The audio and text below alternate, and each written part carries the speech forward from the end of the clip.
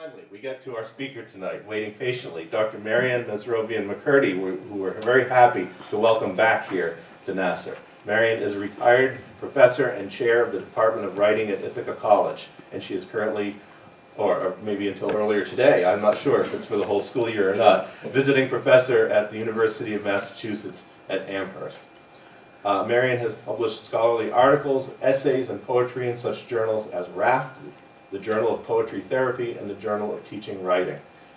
She is the author of the outstanding book, which she gave a lecture on here a year and a half or so ago, Sacred Justice, The Voices and Legacy of the Armenian Operation Nemesis, as well as the books The Mind's Eye, Image and Memory in Writing About Trauma, and Writing and Healing Toward an Informed Practice. So you might say this is not the right topic for a celebration of Christmas, but on the other hand, so many topics are in Armenian studies are difficult topics. But I think you'll find, I haven't heard Marian's talk before, but I think you will find plenty of triumph alongside the tragedy that is inevitably a part of this discussion. So please do welcome Marian back to NAASR.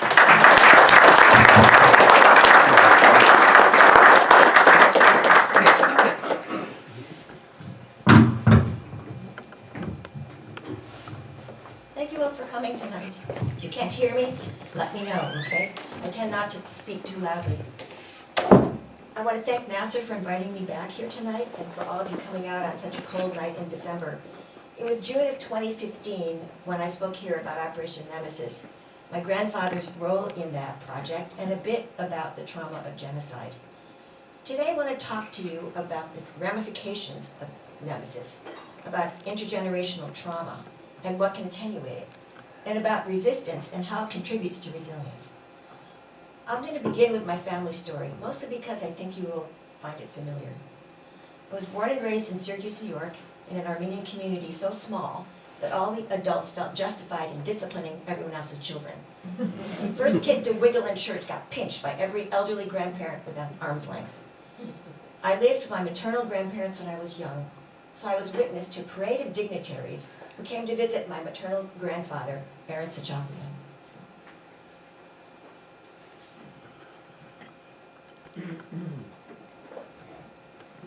So that is Aaron Sachakian, circa 1922, something like that. And then the next one, please. And these are my grandparents as I remembered them when I was very, very small. So that is Aaron and Eliza Sachakian. Somewhere around the 50s, early 60s, something like that. My grandfather was beloved to me, so I never questioned why these visitations occurred, despite the backwater nature of our tiny community in Syracuse. I had the opportunity to bear witness to the culinary tastes of men as significant to the Armenian cause as General Dro. So that's a photograph of Dro and Aaron sitting together. By the way that Dro held court in the leather chair in the corner of our living room, I knew this was an important man. Even his eyebrows looked important. General Dro asked for a bowl of mutton and garlic. Actually, he didn't ask for it, he demanded it. When I brought it to him, he spooned it into his mouth, saying, "This is food for the gods." It was not until I found the letters in my grandfather's study, demonstrating his role in Operation Nemesis, that I understood why men like General Dro showed up in our modest home in Syracuse, New York.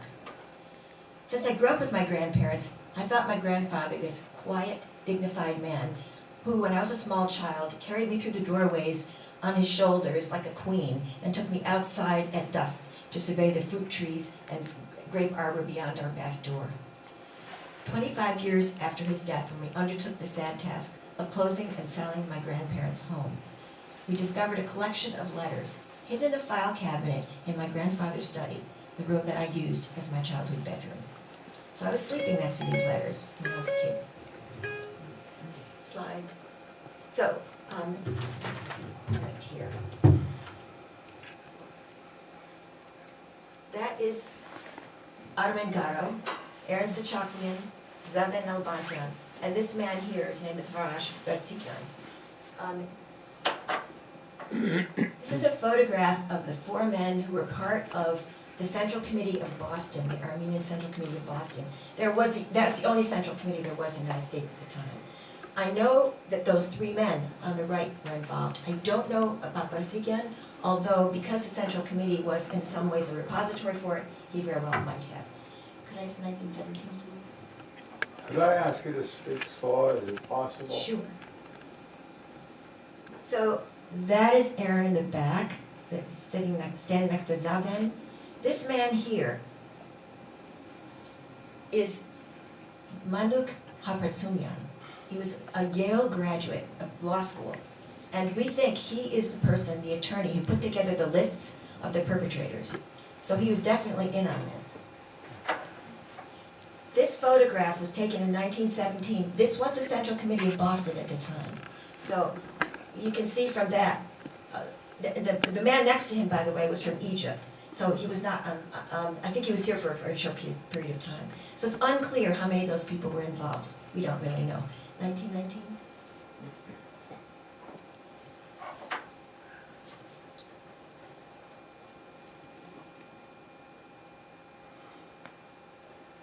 This is the 1919 group. So you can see in 2 years it's really grown. There's Armengaro in the middle, right there. There is Shahan Natali, right there. That is Aaron. And Zavin's in the back somewhere, right there, I think.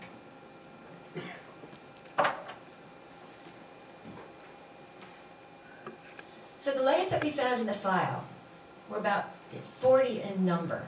And this is correspondence written to and by the three leaders of Nemesis, Armengaro, Shahan Natali, and Aaron Sachaklian, and other key players involved in Nemesis, including Solomon Tililian, the man that shot and killed Talat Pasha, Vahan Zakarian. He was a translator at Tililian's trial, but he also, under the name of Vaza, was an operative that aided Tililian. His job was to help locate Talat and make sure it was the right guy, so some innocent person didn't get killed.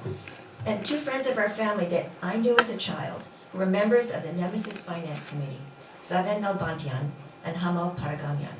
Hamo was actually a communicant of St. Stephen's Church. Zaven Nalbantian was a chemist. Interestingly enough, when they sent out an announcement looking for people to help them, one of the people that they were looking for, one of the skills that they were looking for was a chemist, and so they found one. But you have to understand, these two men were family friends. These were people that I knew growing up. So all of this was pretty disorienting. My grandfather Aaron, whose most violent act when I was growing up was to pinch me when I misbehaved, was the finance officer and logistics leader for Operation Nemesis. And these two family friends were very much a part of what they did. So one of them, Hamo, his job was to communicate with Tilian by telegram. And so whenever something had to be sent, it would go out by Hamo, and I would see his name on these telegrams. Zaven Nalbantian was the chemist, as I said, and I have a sneaking suspicion that he was involved in some of the, shall we say, pyrotechnics. So it was pretty strange, I have to say, to read the telegrams, Hamo's telegrams to Tililian, and their plans to assassinate Talat. How surprising also to find a letter that read like gibberish. You read it and it wouldn't make any sense at all. But there was a cutout template that you put on top of that, and when you could put it on the letter, you could read the message.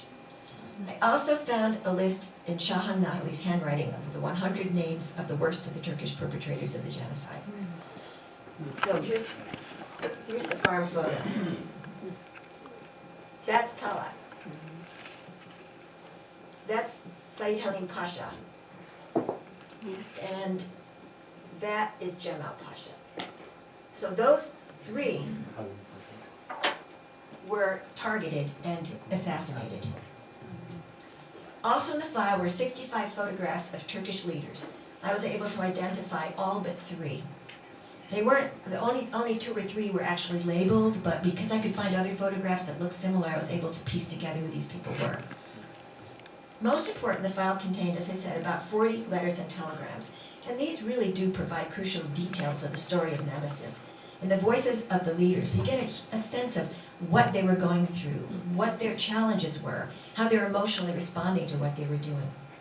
None of these men was specifically trained for this work, and yet they succeeded. The primary architects of the genocide had been killed, and some sense of justice had been brought to the Armenian people by doing that. The abandonment of the Armenians and their plight by the Western powers was the impetus for Nemesis.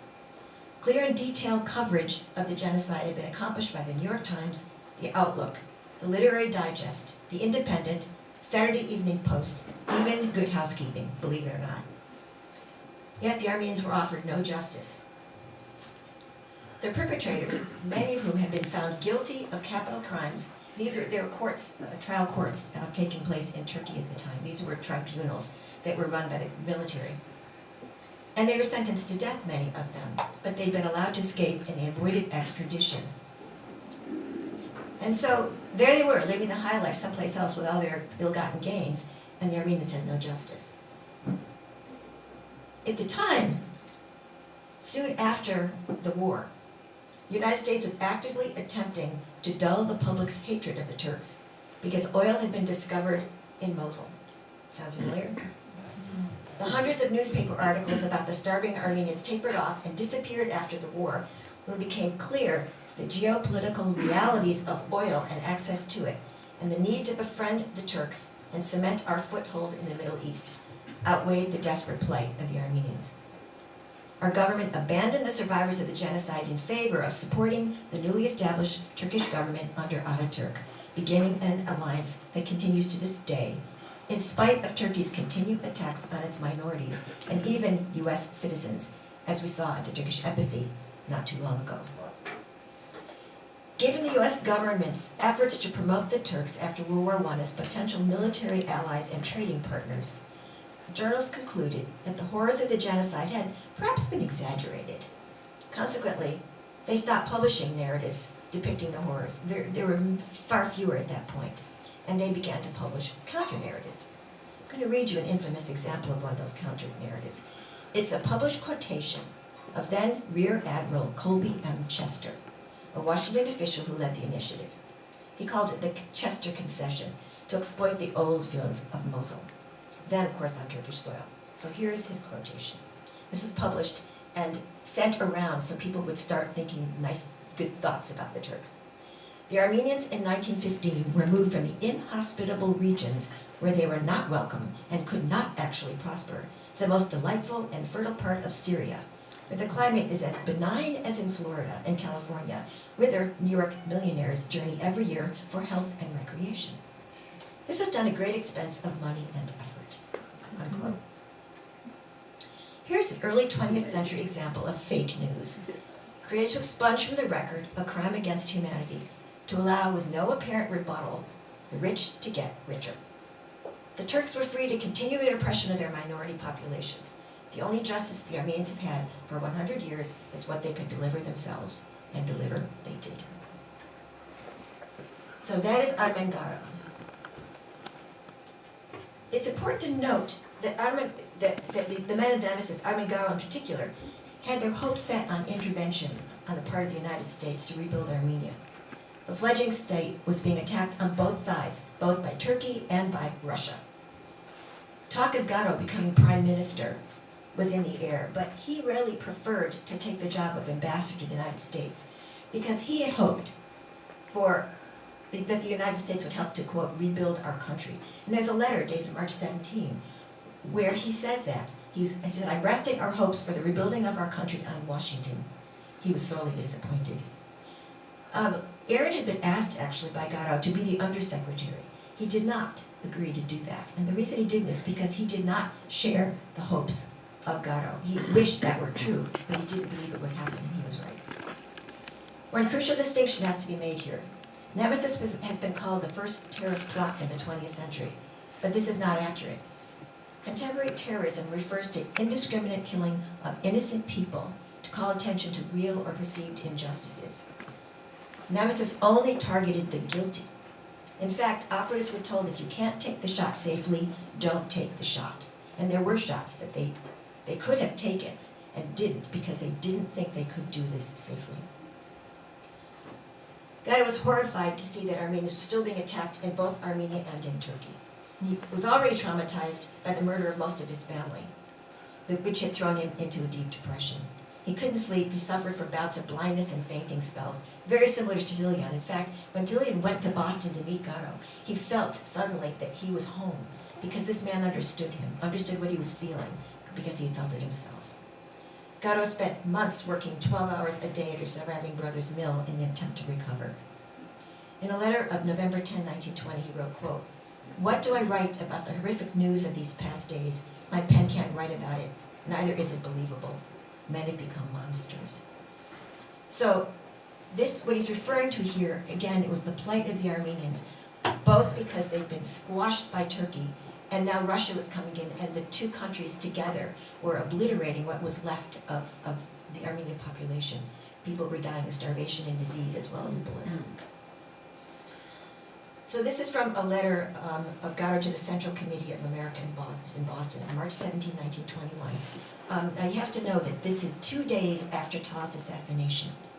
So they were very, very excited that this had actually happened. But at the same time, the Armenians in Armenia were struggling terribly. The February rebellion had occurred when they were trying to push away the Soviets, what became the Soviets, and they did for a few weeks, and then they were crushed again. So and this is what he's remembering and thinking about. During these heavy days when our people are again convulsing in the claws of death, and when the leaders are occupied solely with their personal glory and their petty agendas, Shahan's success is the only consoling event. And that is Shahan Natali.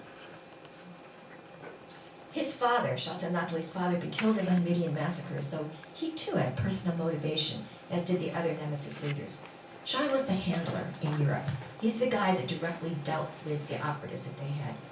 And his job was to figure out where Talat had gone. He located him first in Zurich and then in Germany, where Talat was disguised as an old Hoja, which is kind of ironic, isn't it? Shahan was in a constant state of isolation and anxiety given his job. As he wrote to Sachak and Gatto on September 26, 1920, "My life is hell, I am bursting from the silence." How he found Talat is really interesting. They bribed border guards, and they had to give him as much money as they could get their hands on, and when they did that, they could find out where he went, and that's how they knew that he went to Berlin. That is Solomon Tilian. I have a photograph of Franz Kafka. When I put the two together, they look somewhat alike. I think it's the look on the face, the sort of stark terror in some ways, and yet all utter determination. It's kind of a strange combination.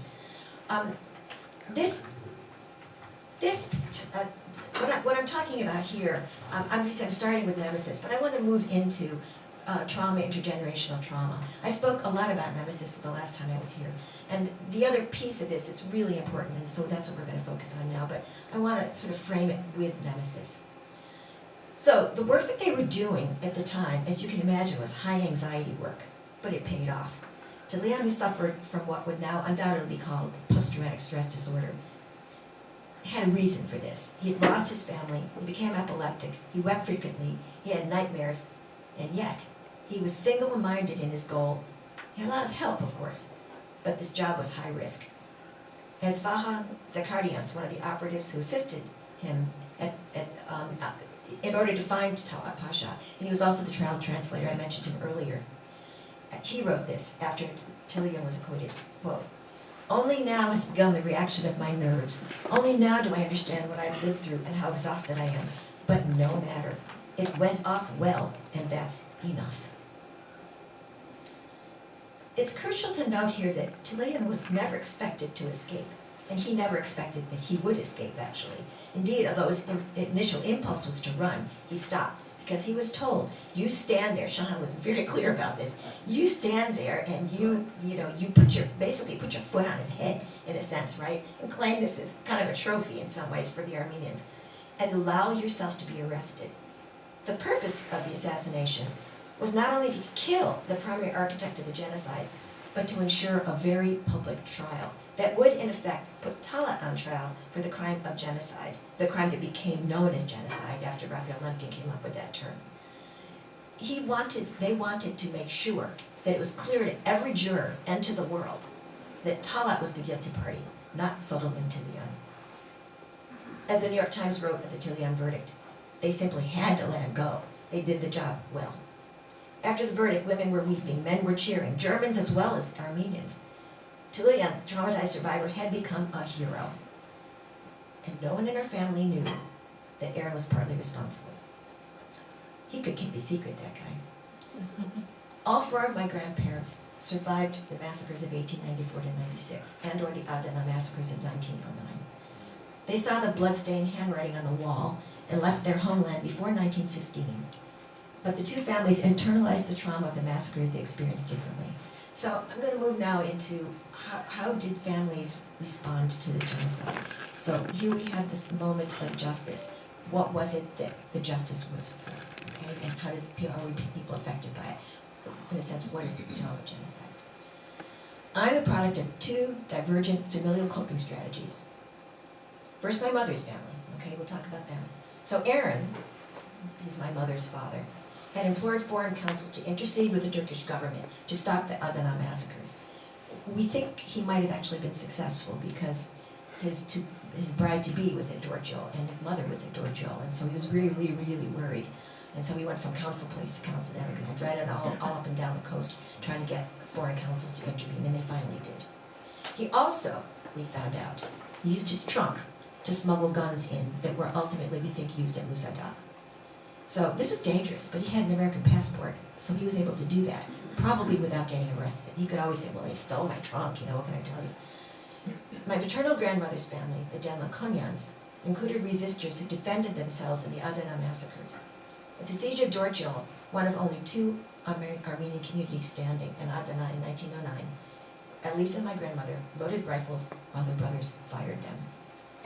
And that is Miran. He's in a prison outfit because he was arrested by the Turks after he became the hero of Dorjol and sent to prison. In fact, he's mentioned in the ruins, Isabel Yasayan's book. She went from community to community after the 1909 massacres, and she met with these people who were in prison, and she met with Miran. We don't know if she interceded in some way. We don't know what it was. He was released from prison, and he came home to his family. My grandmother talked about that day. It was they had a grand party. So, as I said, Miran was one of the heroes of Dorjol. He rode out with a group of men to destroy the dam that the Turks had built in their water supply. Babies were starting to die of thirst. They're starting to become so sick that the townspeople worried that they would die. And they had to open up the water supply. The sad part about Miran is in 1920, he went back to Aintab, which was his hometown, his birth city, to fight and fought with the French to try to get his hometown back. And the French, of course, as you know, left, and he was killed. My mother's family was tough-minded, clear-headed, disciplined, confident. Can you see that in that picture? I mean, they're, don't mess with me. Those kids were in line. They're all very loving people, but, not very emotionally expressive, I would say. When my parents' cat died and we buried it on our property, my mother was surreptitiously teary-eyed at the burial. My grandmother noticed and said, "Why are you crying? It's only a cat." I guess after you've buried an infant daughter, as she did, a cat is only a cat. My father's parents, on the other hand, could not fight back. They could only run from the marauding Turks during the Hamidian massacres. My grandfather into the woods and my grandmother to the American mission. Their survival was ultimately the most effective resistance, but they were separated for nearly 10 years. Elizabeth, my paternal grandmother, was the daughter of a priest. She was educated, she was refined. She insisted on keeping her maiden name after marriage because her husband was adopted. She didn't want to take somebody else's name that wasn't his name, actually. She wanted her own anyway. She was sought after in her community for her wisdom and her grace, and she was imprinted with the terror of the massacres. Years later, she echoed from my father the high-pitched screams of the Turks as they charged through Kharbert, swords and scimitars raised. Elizabeth died before I was born, but I can still hear those chilling sounds my father relayed to me. The effects on the family were just as potent. My father, while emotionally expressive with a deep sense of integrity, soaked up his mother's penchant for anxiety like tomato plants soak up water. And my father wanted to take an early train from their home in Detroit to Syracuse to see my mother while they were courting. He wrote to her, quote, "If my mother does not worry too much, I will leave Friday evening as you suggest, but if she's going to worry, I will have to leave Saturday morning." When I was a kid, a teenager, and I asked to use the family car, and you know how kids are, "Dad, I have to go out, I have to go out." he would say, only two things in life you have to do, die and pay your taxes. I think that was a joke, but I'm not really sure. I never could quite figure out if he was kidding me or if he really meant it. When I persisted, his perennial response was, well, why, do you have to go out? And this I know he really meant. No, Dad, I don't have to, I want to. Well, if you go out, something bad can happen to you, but if you stay home, nothing bad will. So that was how he internalized the message that his mother gave him. Who could argue with such impeccable logic? It was hard, but I tried. We had a few crunchy moments, my dad and I, but those moments showed me something else, that I was oscillating between the poles of resistance on one side of my family and victimhood on the other, that the trauma of the massacres was still alive in some ways for my family. In July 1909, 3 months after the massacres that Elisa and her family survived, Zabel Yasayan participated in the delegation sent to Adana by the Armenian Patriarchate of Constantinople to help the stricken, as Yasayan referred to the victims. And that is a photograph of Zabel Yasayan. She saw hundreds of orphans, mothers whose children were killed, men with stumps for limbs. When she returned, she wrote to bear witness to what she had seen in order to banish the madness that the unimaginable can precipitate. Yasayan discovered that trauma of this magnitude cannot initially be narrated fully. Quote, those who live through it are incapable of recounting it as a whole. Everyone stammers, sighs, weeps, and can bring out only bits and pieces of the events. Unquote. On the wall of a church in Adana, someone at the last moment wrote the words, now there is no longer a God. That was from her book, In the Ruins. 6 years later, the genocide began and the entire Armenian population experienced the terror of Adana of 1909. Few survived to tell their stories, and many who did fell into the silence born of trauma. Beso Gasparian, who was 12 when the Ottoman soldiers killed her father and other relatives, didn't shed a tear when her family members were killed. Years later, when asked why, she said, have you ever seen a stone crying? Those who might be able to speak often don't. Who wishes to convey the unspeakable, the images that can only infect others with terror and hatred? And who could they tell? Certainly not their children, who didn't deserve to be weighed down by their parents' memories. Certainly not their Odar neighbors and friends who would have no idea what genocide was about. Nor did anyone even have a language to such events. We had no diagnosis of post-traumatic stress disorder, no label for any of this. So many survivors lived in silence, speaking to no one, and their images of trauma stayed within. So, what is trauma? Let's define it. Trauma is any assault to the body or psyche that is so overwhelming that it cannot be integrated into consciousness. When trauma hits, we often can't absorb its meaning and at the same time hold on to our core beliefs about the world. That disjunction can make the world feel like it is unrecognizable. The word trauma comes from the Greek trauma and means wound, originally referring only to a physical wound, but now understood as well to be a wound to the psyche. Traumatic memories are sensory. That is, the body reacts to them even when the conscious mind is not aware of the cause of those reactions. This is because iconic memories, which is what trauma is about, are stored in the parts of the brain that not only retain these memories, but are responsible for attaching emotional weight to them. So let me explain what I mean by that. Let's say you're in a mountain country sometime, you're near the Adirondacks, and you see a rattlesnake. You have 3 choices, right? Fight, flight, or freeze. Now here's the deal, you have to act fast, because rattlesnakes are pretty quick. So what happens? Well, it's the limbic system that responds, not the cortex. So the hippocampus, which is part of the limbic system, it's a little seahorse-shaped organ, that's why it's called hippocampus, aids in short-term memory, that's its role, will register exactly where on that wooded path you saw that snake. And the amygdala, which is also in the midbrain, it's the organ that helps us register our emotions. If you didn't have an amygdala, you feel nothing, you have no motivation to get out of bed in the morning. That organ will ensure that the memory is encoded with the fear you felt when you first saw this snake. And the reason for this is survival value. So you need a surge of adrenaline in order to get to making the decision, fight, flight, or freeze. And that decision is not a conscious one because it's made by the midbrain, not the cortex, because it's faster. This has survival value. Nature wants us to continue to live, to reproduce, right? So that surge of adrenaline that's released helps us to act quickly. And of course, then we either fight, flight, or freeze, whichever seems to be the right the right thing, but it doesn't go through the cortex. Traumatic memories are generally not remembered as narratives, but as sensory impressions, and that's because they are logged into the midbrain, and that's a sensory place that's full of emotions that are attached to those images. Fragmented images, smells, sounds, sensations that are imprinted into those nonverbal parts of the brain. There's no language in the midbrain. When these images and sensations are not located, named, and integrated into the rest of life, they can become cut off, and they can recur when provoked by other stimuli, or they become somaticized into a body that becomes too reactive.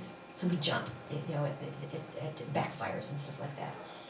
This is what researcher and psychiatrist Bessel van der Kolk means when he says the body keeps score. These iconic memories are mental pictures, sounds, smells that can be stored deep in the brain in the limbic system, where they're linked to the emotions with which they are encoded. So both the emotion, in this case with the snake, fear, and the image, exactly where in the wooded path you saw the snake, are imprinted into the nonverbal parts of the brain. This is why survivors often use language such as, "I was speechless with terror," or "I was struck dumb," because they literally were. This doesn't mean that survivors can't remember their experiences or can't use words to describe them. But it does mean that the iconic nature of the traumatic image often takes precedence over language, which can make it difficult to both feel the image and construct a narrative about it at the same time. The emotion and the image are linked together, and we can't access one without the other. The key to recovery is being able to see those traumatic images, access them, and use language to describe them, image by image, moment by moment, like pearls on a string. This enables these imagistic memories to be linked into a narrative that includes these images, initially only lodged in the emotional centers of the brain, with the more cognitive parts. This attenuates the power of the traumatic images because cognition allows for behavioral change. In creating a story of our trauma, we engage with it, then separate it from it in the telling, and it no longer controls us, we control it. We are now controlling the narrative instead of the other way around. We are now determining what the narrative will be. If this isn't done, the image may fade over time, but it will probably never go away and can return, as I said before, in nightmares or in other ways when the survivor experiences stimulation that reminds him or her of the original trauma. The images that Yasayan described in 1909 demonstrate the power of the traumatic image. I'm supposed to, in college environment, give trigger warnings, so here's one here, because I'm going to read you some of what Yasayan saw when she was there. Despair and terror had been so great that mothers no longer recognized their own children. Old women, paralyzed and blind, lay forgotten in burned-down houses. People on the point of dying went mad, hearing the diabolical laughter of a savage and bloodthirsty crowd.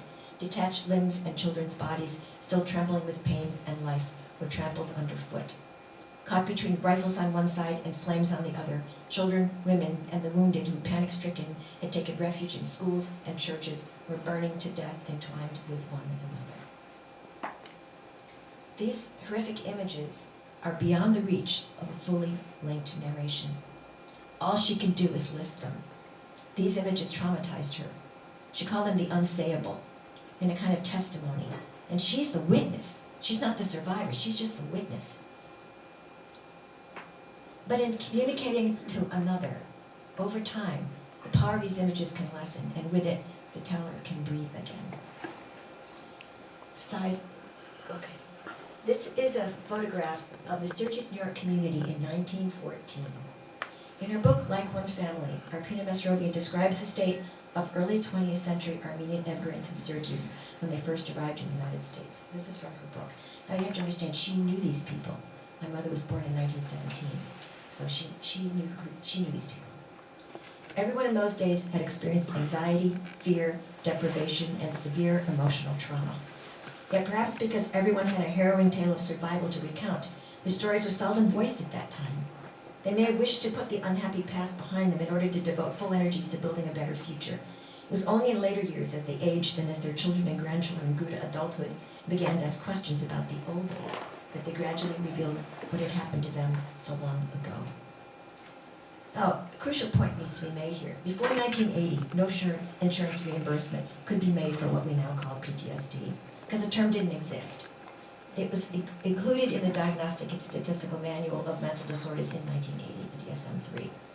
Survivors in the past before that who continued to exhibit stress responses to rape or genocide or car crashes or whatever was going on, right, were often considered constitutionally defective, which is sort of a blame the victim mentality. Once that diagnosis was there, people actually started to say, well, wait a minute, maybe this is real. Maybe this we have to pay attention to. Clinical psychologist Melina Karakashian said that the instinct to keep silence is common with Armenian genocide survivors. Armenians, this is a quote from her, Armenians were unable to verbally express their deep-seated emotions. They did not have the words to tell about their sadness and the losses they endured. Kalajan and Weisberg also wrote about this, and they said 3 out of 4 Armenian survivors interviewed, they did a study, asserted that they didn't talk to anyone about their experiences of genocide. 3 out of 4. They also said, because one of them is Armenian and one of them is Jewish, and they studied both populations, that Holocaust parents who did not speak of their experiences, probably to shield their children, quote, reported more disturbances in their children. So not speaking can be worse than speaking. However, parents who share their history appropriately with their children do not harm them. Trauma can produce responses ranging from somaticized symptoms, headaches, all kinds of physical things. These triggers are more likely to occur when survivors have remained silent, as was often the case in Armenian homes. As one Armenian survivor described it, once I started talking, I couldn't stop and would inevitably end up in tears. So since then I've tried not to talk about it, even to my own children. My story is too sad. However, avoidance and thought suppression is related to slower recovery from PTSD. Telling the story can help survivors move beyond the isolation of trauma, because telling our stories with imagistic detail integrates the unclaimed parts of experience into the entire structure of the self, and then into the larger community. One of the most difficult parts about trauma is that it's isolating. We can't explain it to anyone. We can't even explain it to ourselves. There are other benefits, too, of using language to describe trauma. Biological markers of illness can improve, as a guy's name is James Pennebaker, who does a lot of work there. And emotional manifestations of trauma can abate. And also, telling our stories is a way to resist both the effects of trauma and the efforts of those who would silence survivors. Sharing stories is a rebellious act. It counters the Turkish government's claim that there was no genocide, and if it did happen, the Armenians brought it on themselves. It shows that the Armenians have transformed themselves into survivors by telling their stories. Okay, so that's what trauma is. Now let's talk a little bit about intergenerational trauma. The conspiracy of silence that often afflicts families with a history of genocide can result in something called hidden anxiety that can be experienced through several generations. That anxiety can result in hypervigilance toward children, as shown in a research of Armenian subjects. Quote, all participants reported feeling worried about their children. My mother said every day when he or her son leaves the house, I have to pray for him. I call him sometimes every half hour during the day to check in. That, of course, explains my father pretty well. I mean, he didn't call me every half an hour, thank God, but leaving the house was always a question. You had to explain yourself to Dad. The outside world is not seen as safe. One particularly interesting observation that the researcher makes is that many victims can't show an anger response. However, with the retelling of stories, generations of Armenians feel safe to express this anger toward the perpetrator. Retelling can be empowering, create a sense of agency for an event that happened in the past. Ani Kalajan and Marian Weisberg described the results of a workshop they offered for second and third generation survivors. Most of the participants reported, quote, feeling burdened by having to carry emotional memories of previous generations. Some actually felt some resentment. One of the phrases was to remember other people's memories is to be wounded by their wounds. Other second generation Armenians report being drawn to descriptions of genocide, and in so doing, expressing what their parents could not. Another major theme that emerged in the workshop involved trust. Many were told not to trust anyone who's not Armenian. Also present is anger, which when turned inward can become self-criticism, and when turned outward can be directed toward other Armenians, which can contribute to the political divisions in the community. The strategy was to keep the past in the past, numbing what could not be absorbed to cope with life in America. Well, you can understand why. The primary job of the first generation was to survive, to anchor their families into the economic structures of the United States, right? Here they were, no language, no nothing, and they had to figure out how to make it amazing. Second generation focused on further developing that economic foothold and supporting Armenian culture, which is crucially important. Otherwise, the people will disappear. And the third generation moved into the political arena, actively countering the Turkish and US government's denial. Critics have said that this insistence on recognition and now reparations, of course, is obsessive, but it could be more likely said that resistance to oppression can support emotional health. So what is the mechanism for intergenerational trauma? Well, of course, people like to think that, well, people are emotionally troubled and they pass it on emotionally, but there's a whole other explanation coming out now called epigenetics. So it looks like there's another potential pathway for these effects. Children and perhaps grandchildren of parents who experience severe stress and trauma may be at risk for stress responses transmitted by changes in the biological systems of their parents and grandparents that arose as a trauma response. Biological now. The cause, therefore, is stress arising from the trauma itself, not parental pathology, emotional pathology. In other words, something is going on in the genes. This means we can't necessarily blame a trauma response on a victim's emotional health. This bleeding from one generation to the next may rest partly in what geneticists have termed, as I said, epigenetics. This is a term, again, derived from a Greek word. It's a Greek preface for over, outer, above. Epigenetic modifications are responses to the cellular environment, but they're outside changes in the DNA. They're not in the DNA itself, but the outside changes that turns genes on and off. So active stress can turn genes on and off. This means non-genetic factors like trauma can cause changes in genes such that they can be expressed differently. Our genes, as well as our experiences, may affect our behavior. There's a book, if you're interested in this, called Evolution in Four Dimensions. It's by LeBlanca and Lamb. And they are pretty clear that some epigenetic information does pass from one generation to the next. We just don't know how far. We know it goes to grandchildren, but they don't know yet if it goes to great-grandchildren. It's also possible that these changes can be passed on to the next generation, but they are not set off until some triggering event sets them off and gets that gene moving in a direction that it wasn't in before. Just as important, the mechanisms of behavioral epigenetics underlie not only deficits and weaknesses, but strengths and resiliencies too. So we can get the good stuff as well as difficult stuff, right? For now, we don't have a lot of answers yet. As I said, we don't know if this can go beyond great-grandchildren. But for now, we're left with an unsettling premise that not only the sins of the fathers can be visited upon their children, but their responses from being sinned against as well. If so, this means the genocide is still happening, both to perpetrators and their victims. And I do wonder about Turkey. I do wonder if, because they never admitted the genocide, that they are caught in a cycle, maybe even in a genetic cycle, that causes them to keep coming back to this place again and again. Okay, what mediates these? And now I go back to Mark's hope that I will end up in a happier note. We will.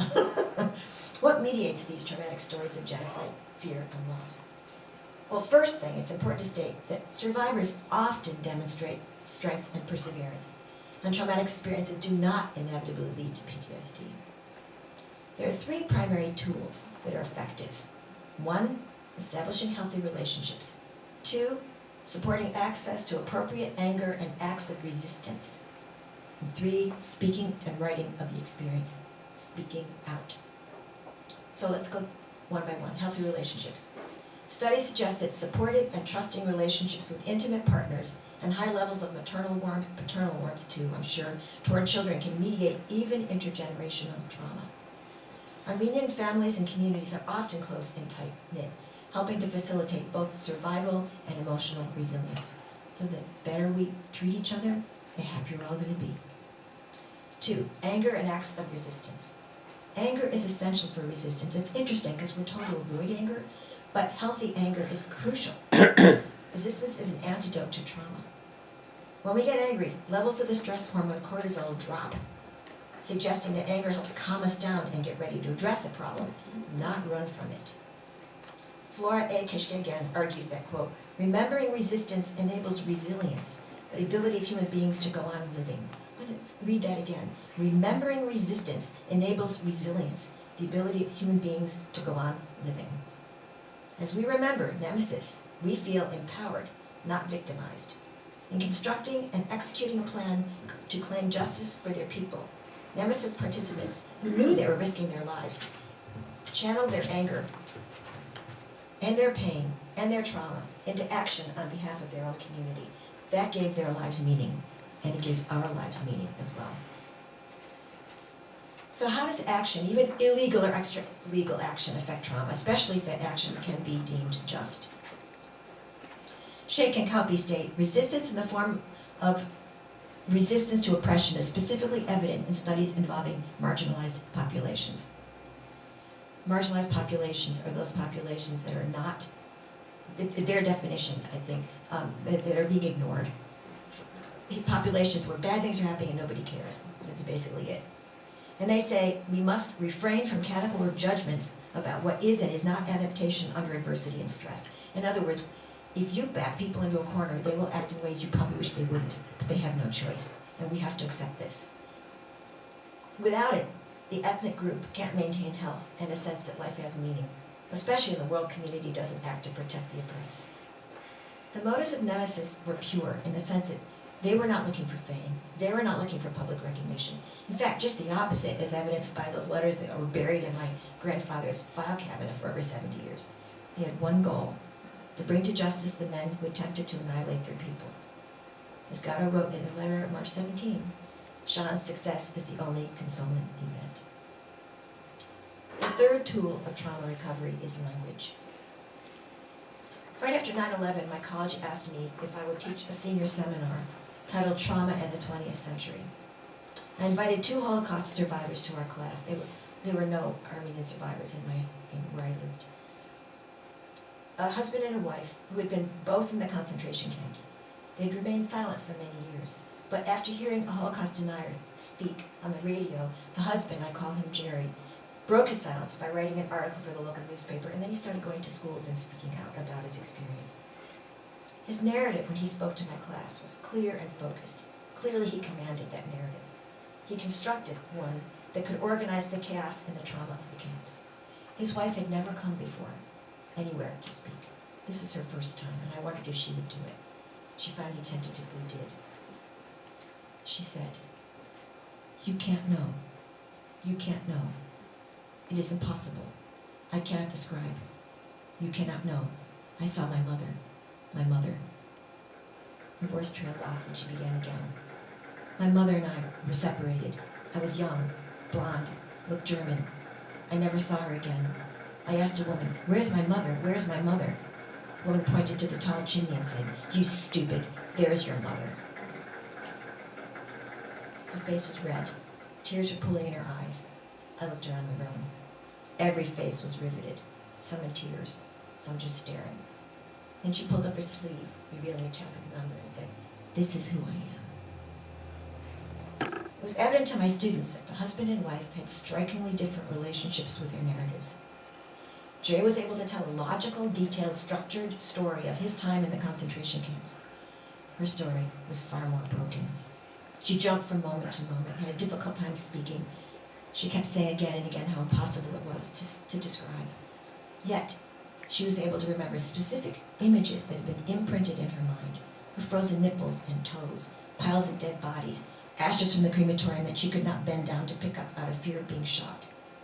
These images were disjointed, appeared to be told at random, similar to the images that I read you, that Asylum saw in 1909. The husband's choice several years before to begin to speak about the Holocaust had helped him to integrate his traumatic memories into the rest of his life. Speaking the truth became healing for him.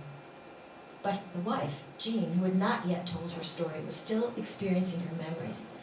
"This is who I am." It was all present tense still for her.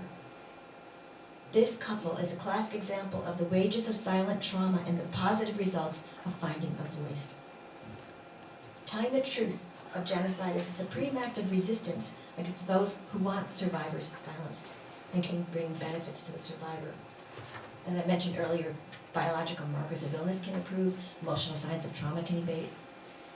Speaking of these images and constructing some sort of linkage between them can move the stricken beyond those singular moments of unspeakable trauma.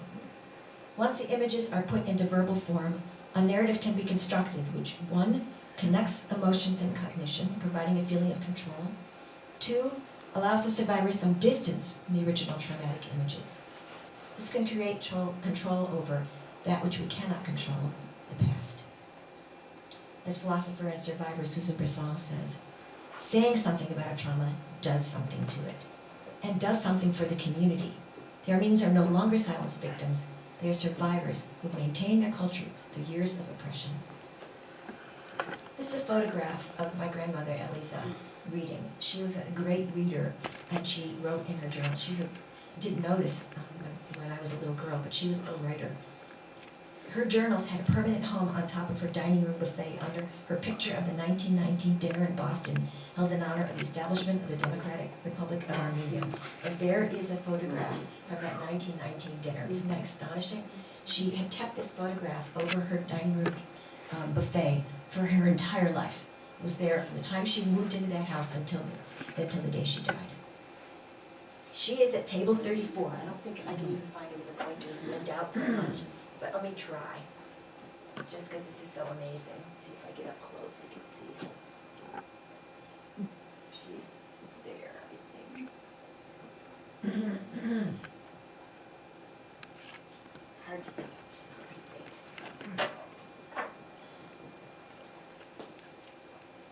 This dinner, by the way, was in honor of the first Prime Minister of Armenia, Hovhannes Kazanjuli, and Calvin Coolidge was there, and Amin Garo. So also, and this is kind of amazing, there were other people who were fans of Armenia. So they all flocked to this dinner because this was in 1919 when there wasn't Armenia. Obviously it didn't last very long. Kachas was, when he came, of course he was mobbed, people were just, they were so excited to have the very first Prime Minister there. Whoever came into Elise's house and sat at her dinner table, because this picture was over her dinner table, right? Heard the story of that dinner, saw her seated at table 24, she'd get up and point. And perhaps as well would hear one of the many stories of her childhood, including escaping persecution in 1895 by jumping from a roof under her mother's arm, or hiding leather saddlebags, or marching around with broom handles at the siege of Giorgio, so the Turks thought that there were many more soldiers than there actually were. An intriguing finding in the study of resilience is having freedom and agency in making choices appears to enable those who've had traumatic experiences to feel less like victims and more like survivors. I often wondered how my grandmother dealt with her absence from her mother, the death of her fourth child, and her brother. So that is Elisa in 1924. She had a baby, a third child in 1924, and that child died a few months later. Her husband was at one of the meetings of the ARF in Paris, one of the bureau meetings, and was not there for the birth of his child. And the child died of pneumonia. And when I ever asked her about it, she would say, 3 children is enough. She brought it up in that way. 3 children is enough. This is, so this is my grandmother around 1980. This is the person that I knew. And what you see on that face is who she was. And then the next one, Mike. This was her brother's sash, and the reason I'm showing you this is to show you how persistent these traumatic images are. This sash he was wearing the day that Marian was killed by the Turks in Aintab in 1920. A man who was his best friend saw him fall, took the sash off, buried Marian, and brought the sash with him to Beirut, Lebanon when he left Armenia. He kept it with him until 1937. In 1937, my mother and my grandmother went to Beirut, Lebanon. My grandmother was hoping to see her mother for the last time. Her mother died a month or 2 before she got on the boat to go. So she never saw her mother again after she left in 1910. But this man came to her and said, I have been saving this for you. This is a sash that your brother wore when he died. And the bloodstains are still on that sash. That's what you're looking at, that brown collar. And this is like a holy relic for my grandmother. What do you do with the sash, right? And what I do, that I have to give it to someplace. But you get the idea here. So whenever I asked her, how did you deal with it? She said, Johnny, what can you do? And I thought, yeah, that's about right. What can you do? One thing about her that kind of folds into what I've been saying about agency. She was allowed to be herself as a child. She was free to play like a boy. She went to school. She chose her own husband. Her father did not want her to feel different. And I think that the freedom of her upbringing created an inner confidence that allowed her to take on the challenges of immigration, among other things. She developed key interests and talents that drove her daily life, singing in the church, teaching children in the community, working in the garden, taking care of her family, inviting DPs into her home. She had a stream of DPs after the war, after World War II, and cooking for anyone who walked in her door. She remained who she was. This is a photograph of her. She was a storyteller and singer her entire life until May of 1990, a few months before she died. We think 100, but we're not sure. It was 98, 99, or 100. In those days, children's dates of birth weren't important. What was important was the christening date, because so many babies died. She was one of 7 children, only 4 survived. So they remember christening dates. But this is at the Prelacy Luncheon in her honor. She was given the award of Mother of the Year by the Prelacy.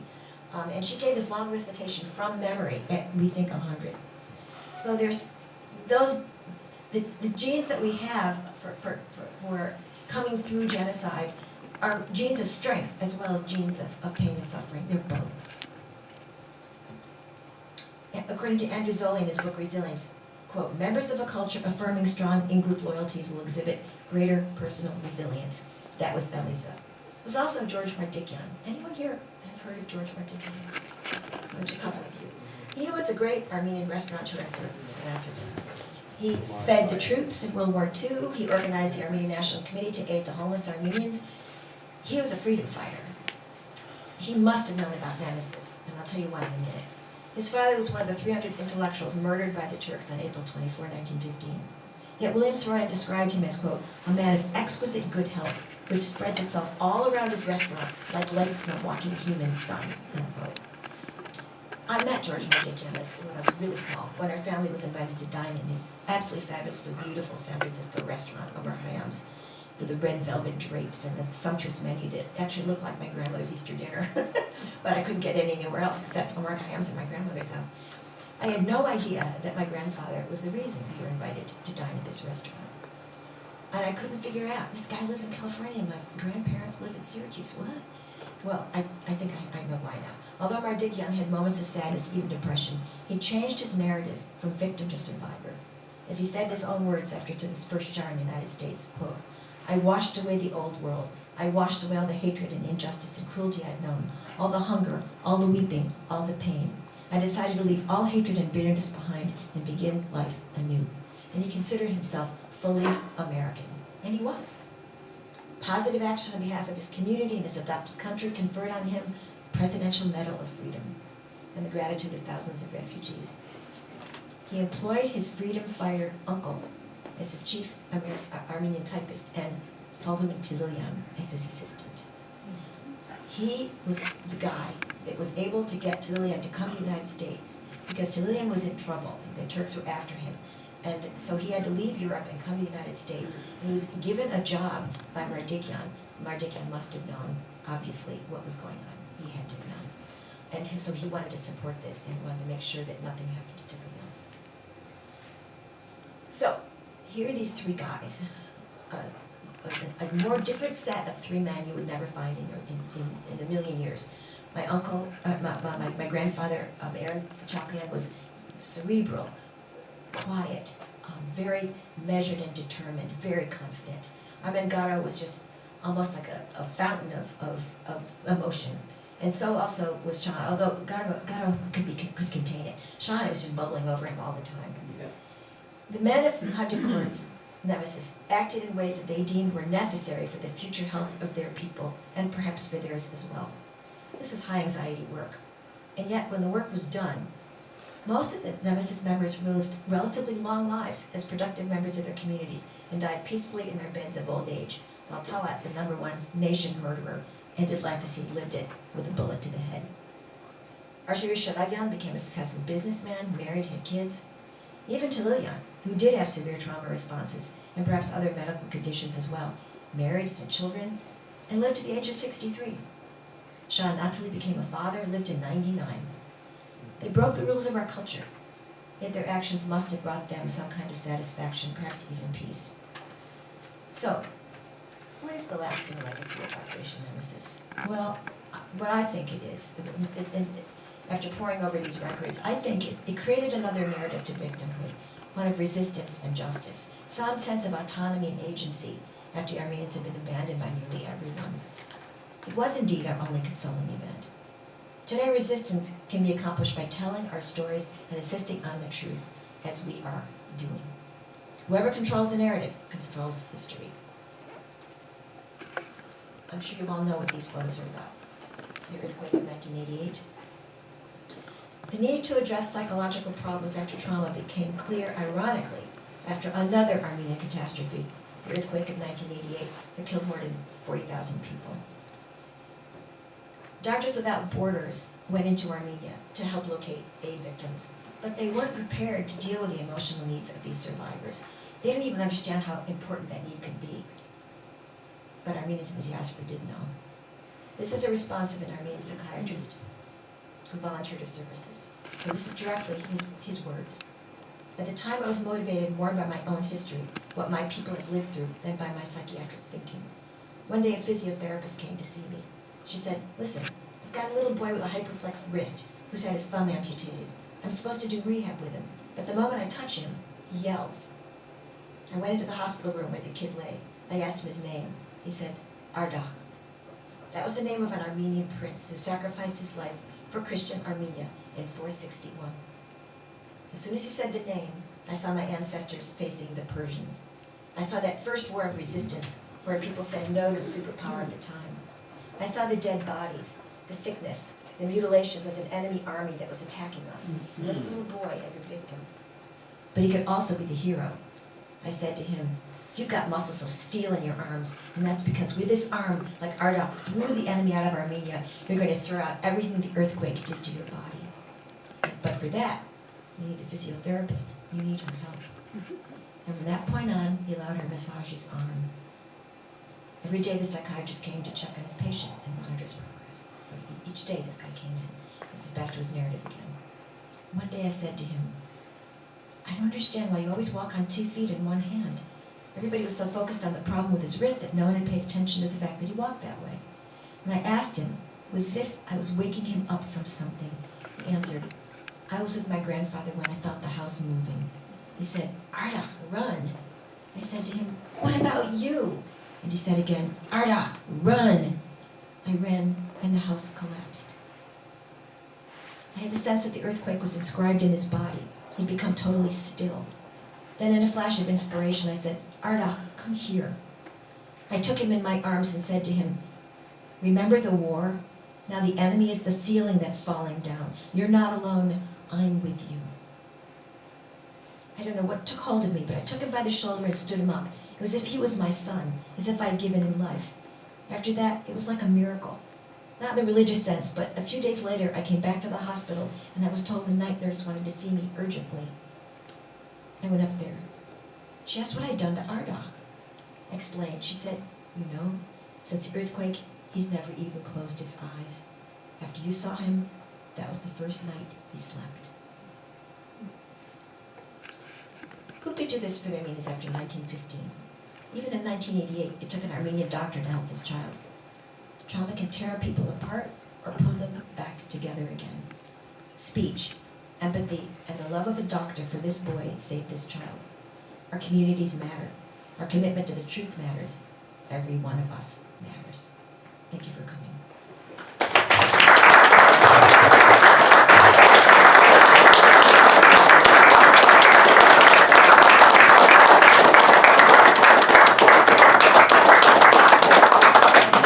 Yes, catch your breath for a moment, and I just want to say, I'm probably repeating something I said last time you spoke here, I don't know.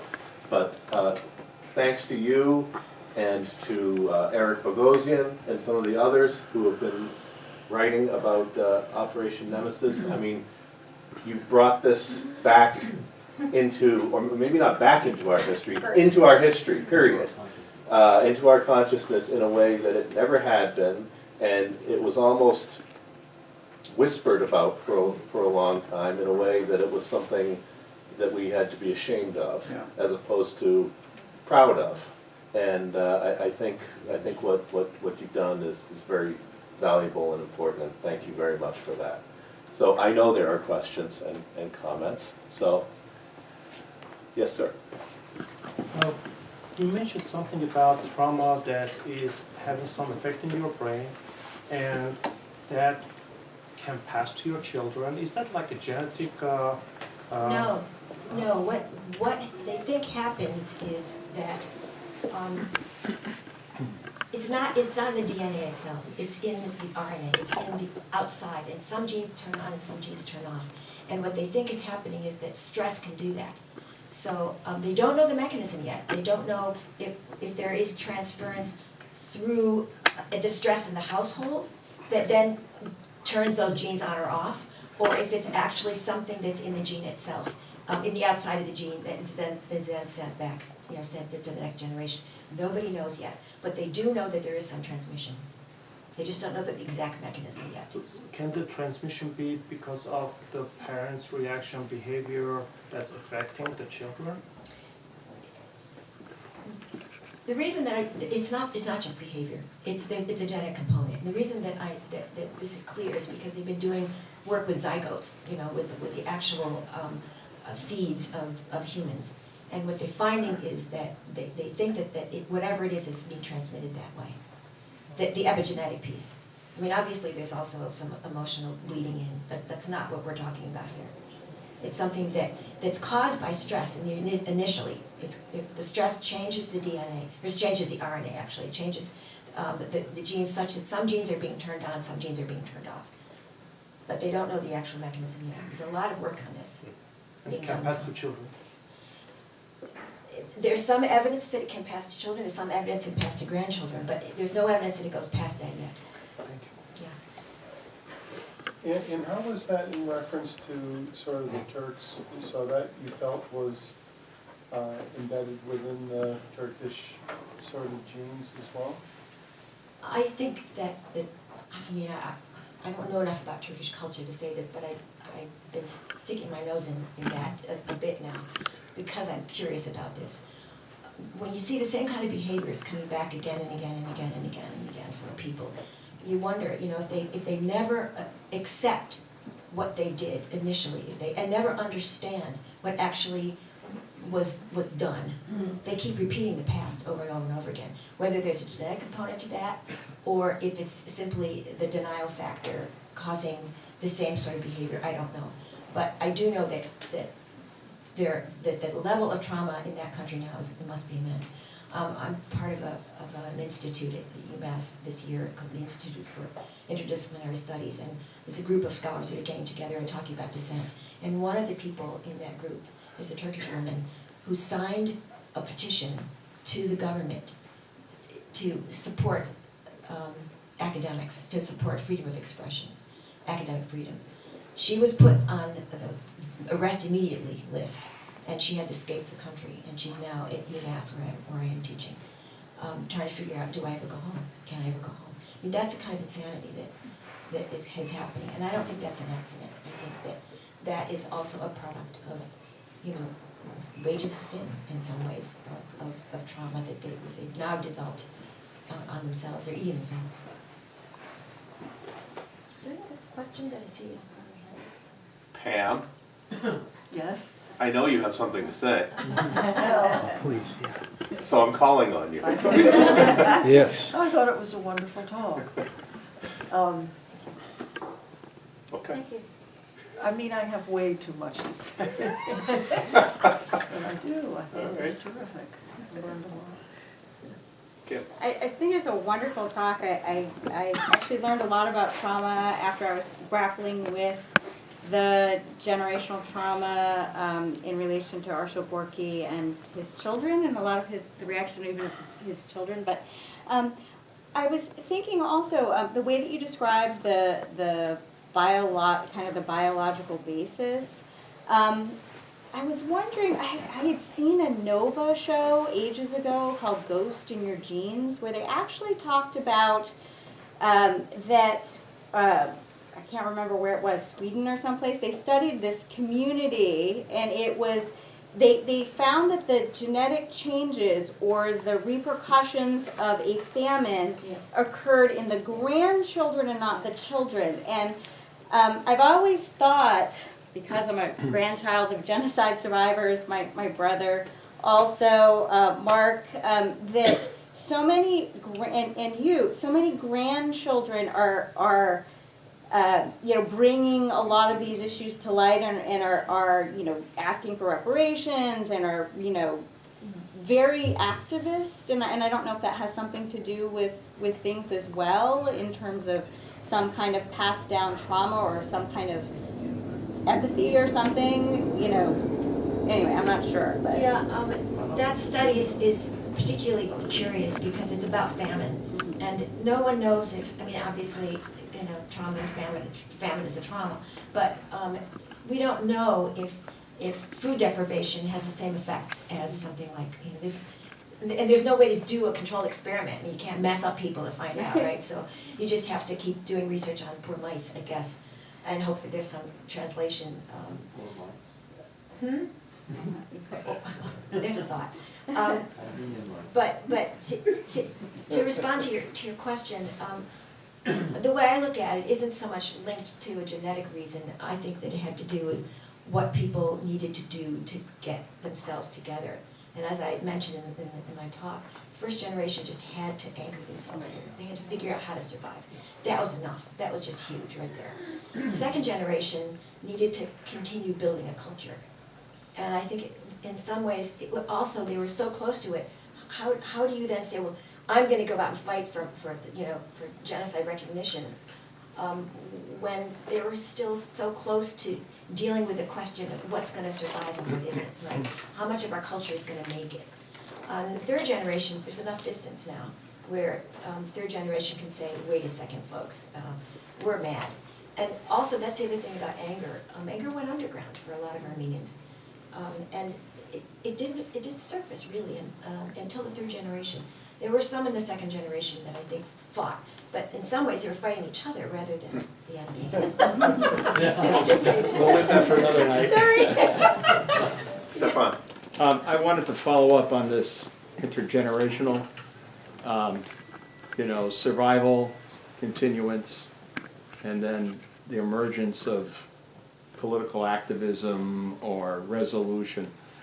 So my observation as a member of the third group is that because of the silence that preceded my generation, your generation, our generations, this became, even if you were active in the community, your awareness of the genocide, it was a traumatic event in and of itself.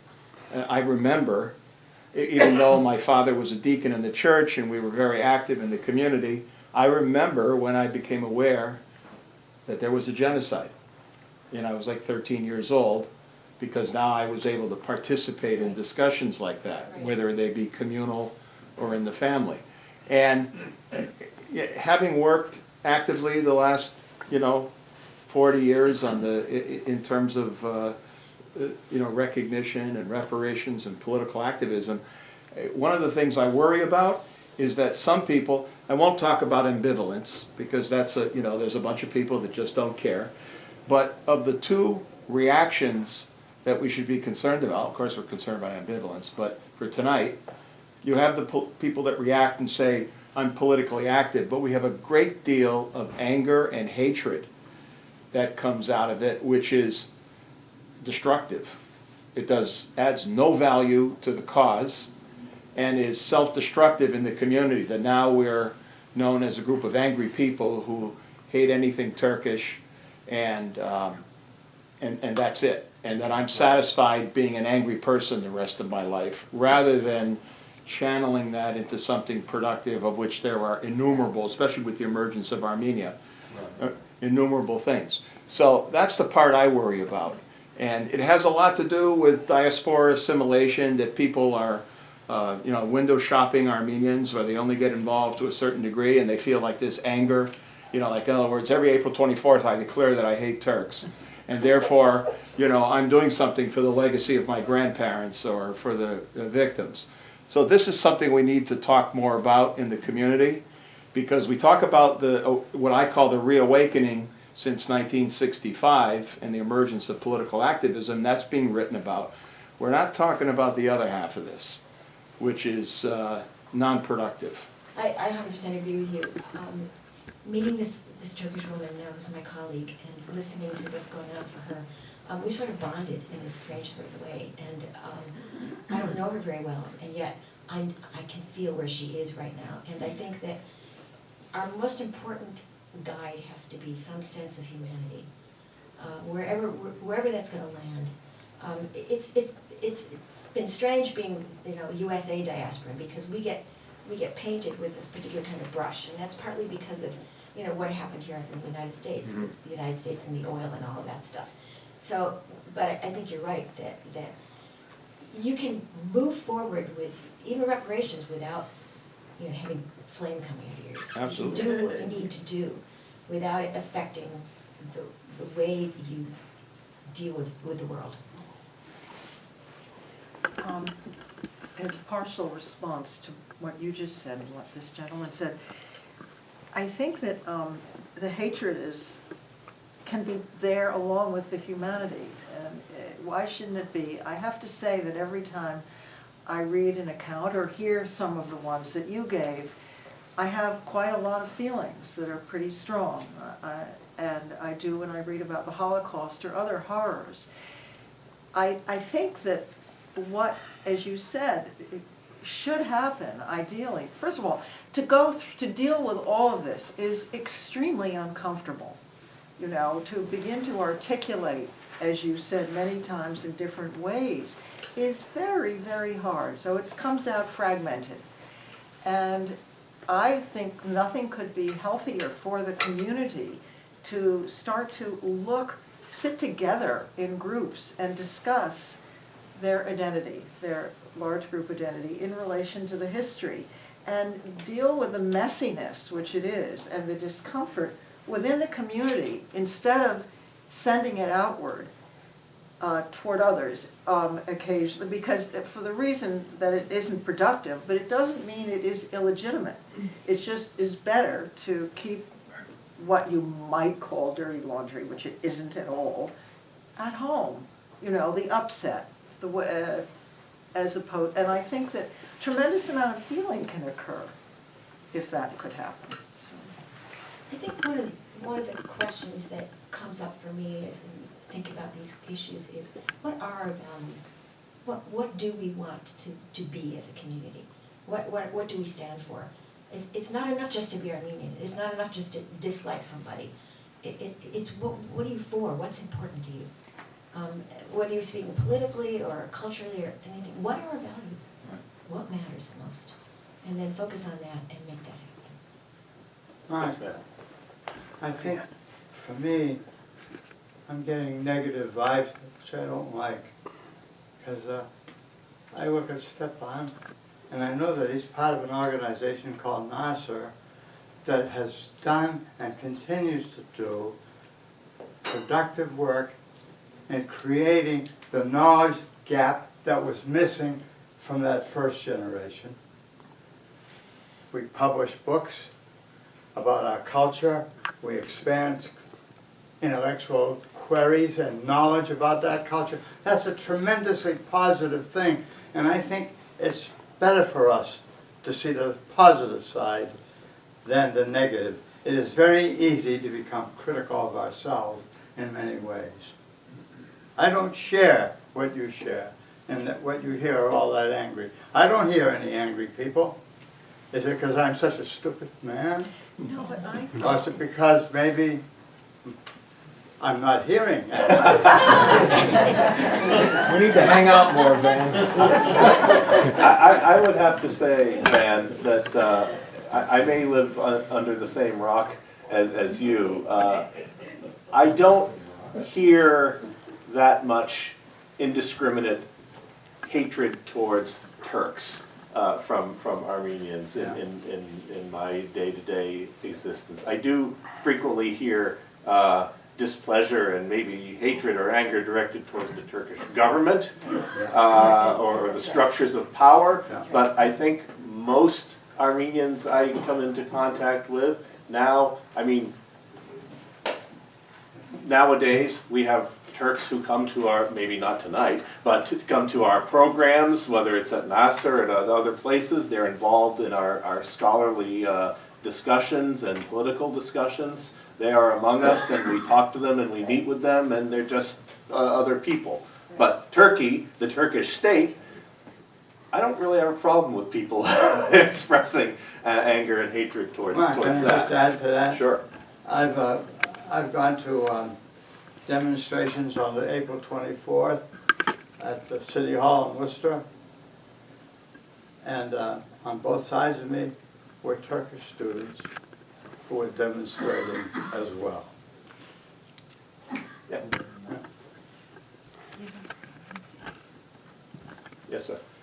I just want to pick up on the generational issue, so the word was about like third generation seems to be more outspoken. Is it in your opinion, because I think you alluded to that, is it in your opinion something also to do with like third generation feeling a bit more secure in diaspora? We are more settled down, we have more time, and we feel integrated, we feel part of the society, so therefore like openly we can express ourselves, and whatever we understand and feel, we go out there and deal with it, you know. That may have something to do with the security that we have, third generation and after. I'm sure it does. Which first and second didn't. First, as you said, they had survival issue. Second was just trying to establish and find themselves. It was only probably after third generation that we start kind of voicing our feelings, our thoughts. I think that's very true. And I think what goes along with that is the environment that people were in. So the second generation was in a world in which there really wasn't much of an opportunity to push against, you know, the authority, the sense of what was possible for Armenians. There really wasn't a lot one could do. I mean, couldn't even get a movie made, for God's sake, right, in the 30s. So I think that by the time the third generation came around, the walls were a little more permeable. It was more of an opportunity and more of a way to start to be able to say, well, wait a minute, you know, wait a second. There's a whole other reality here that we need to talk about. So I think you're right. I think that part of it is the security of being, you know, anchored in some way. But I also think that it has to do with the zeitgeist outside us as well. I think it's both. I should mention too, though, that Marian's mother, Arkanek, wrote, was a writer and a scholar and a researcher, and wrote an outstanding book about the history of the Armenian community in Syracuse and environs. So let's not throw that generation out. That's for sure. Oh, wait a second. I didn't mean that they weren't engaged. Of course, I know that. No, I meant politically. Yes. In the sense of being, you know, activists in that sense. Infrastructure. Yeah. They built infrastructure. Exactly, and she did that. Which is, without that, we'd have nothing. Right, she did that, and she was, you know, card-carrying member, ARF, she was all those things, but she was not, how can I put this? She was like her father. She was very measured, very careful. She did not go off, you know, and have emotions with, you know, with people about the Turks or what, even for that matter, ARF stuff. She was very careful and measured and would chart a course and would move toward it. But I think part of that was what I don't know, and this is one of the questions that I can't ask, is what would she have been like had she known about her father? Had she known about Nemesis? Would that have changed anything? Would that have changed the dynamic in the household? Would it change her behavior in any way? The person she married, what she decided to do, who knows? I don't know. It's the unanswered question. I don't know. You're not. Yeah, I had an experience. And your son would like to speak. Oh.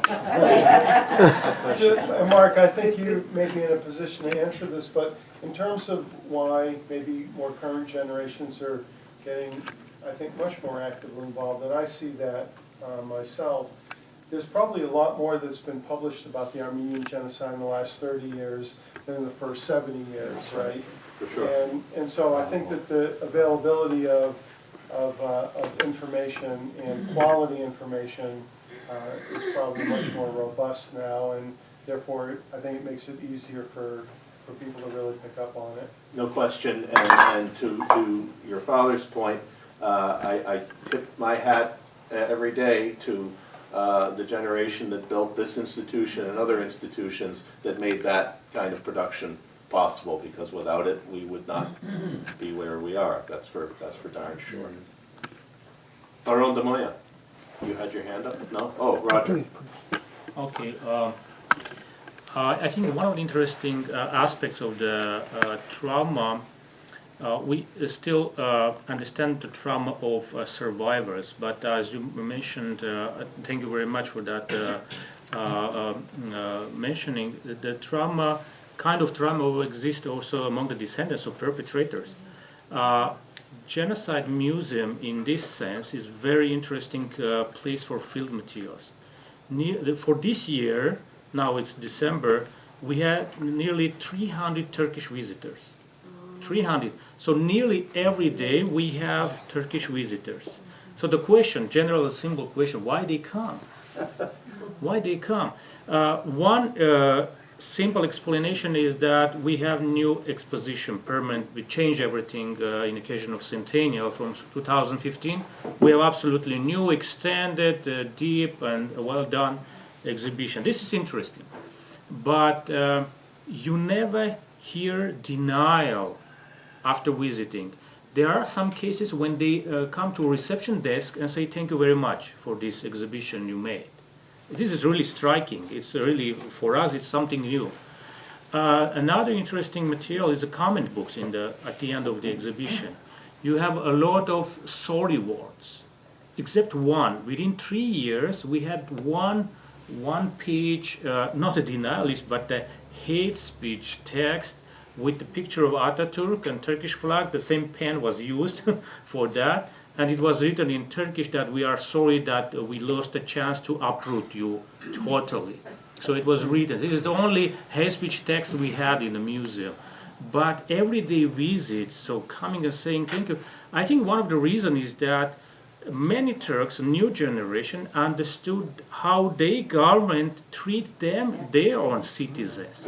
This is one of the interesting moments that to trigger to come to refer to Armenian issue, the Armenian case, but not from the denialist perspective, but to understand what happened with them and what is happening with us. Well, this is one of the interesting moments psychiatrists can study, and I invite you also to study our materials. It's a really interesting, numerous volumes of comments in Turkish, in English, and also communicate with Turkish visitors. This could be very interesting fieldwork materials for your studies.